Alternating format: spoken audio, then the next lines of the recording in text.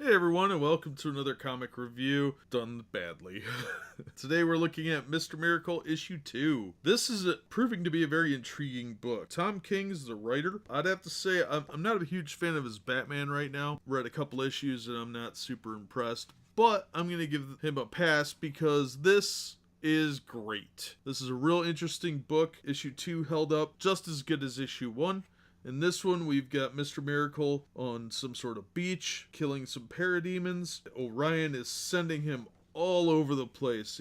The first like 4 pages are just him running from combat scene to combat scene, fighting these parademons, and he looks burnt out. There's a scene where he's bent over, tired looking, before picking up a sword and going in to slaughter more parademons. When he gets back, him and Barda are exhausted looking. They can't figure out how the showers work there, and she complains about her height as usual. And then they're have to go see Orion, who's now the Highfather. And there's a great scene where they're having the formal exchange. Orion is just such a jerk, and Light Ray has to remind them that they're now required to kneel, and Barda has to make Scott kneel, and he clearly is being dragged down by his wife. You know, Orion is pleased, and obviously the power is going to his head. Yeah, but their mission now, instead of moving forces over, because they've lost 250,000 troops, which is just mind-boggling, their new objective is to go after Granny Goodness and finish her off. And there's a plan in motion, but the night before, Scott's still got the bandages on his arms, by the way, from his suicide attempt last issue. The night before, Metron shows up, and Scott thinks he's dreaming, and he tries to wake Barda up to see if she can see him too. And Metron just says, "You're not to know the face of God," and he keeps repeating that. Barda mumbles something about, "It's late, tell him we have to be up early, go away." And Scott and Barda have a slight exchange about talking about their mission and Granny Goodness. And I think he's showing some hesitation. So they use a boom tube from their mother box to pop over to see Granny.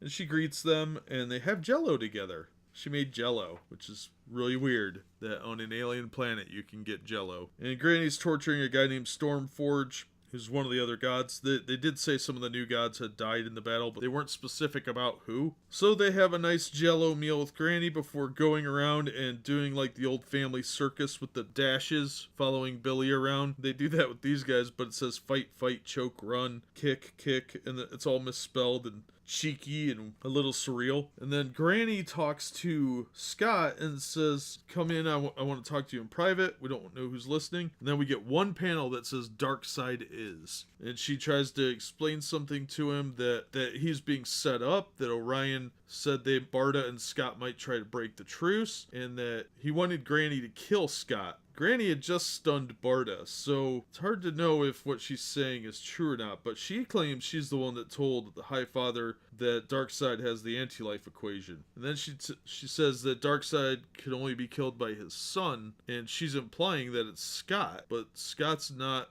Darkseid's biological son. There was the baby exchange where Orion was given to Highfather, because Orion is actually Darkseid's son, and Scott was given to Darkseid. And then, Barda gets up and finishes the mission. That's where this issue ends. And it seems like a lot didn't happen, but a lot did happen, and a lot of it is visual. And you're only going to see a few panels on here, but I highly recommend this series. It is proving to be incredibly interesting, and I think it has the potential, if they don't botch the ending, it's got the potential to be a classic, like Watchmen level classic, at least in my opinion. So I highly recommend, if you are not reading Mr. Miracle, get caught up, because these issues are interesting and the storytelling is really well done for one, and all the small panels really kind of ties it together and it gives it this real nuanced feel. The art is actually pretty cool.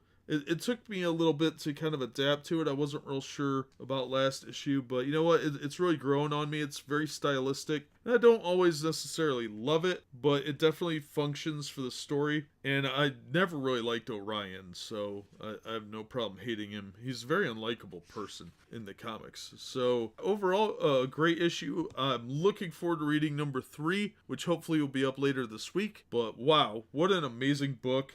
I cannot recommend this enough. I really hope the payoff works, because if it doesn't, they will have ruined the potential for having an amazing classic that Tom King could really put under his belt. And I have to say, this is way better than his Batman work, at least from what I've seen of it. This is probably one of my favorite books out right now, and I'm only 2 issues in, and I'm gonna go out and get the rest of them, but I've got issue 3 sitting here, so hopefully I'll get that one done sometime this week, and that'll be up. In the meantime, that'll do it for this episode. As always, thank you so much for listening and supporting the channel, and we hope to see you on the next episode.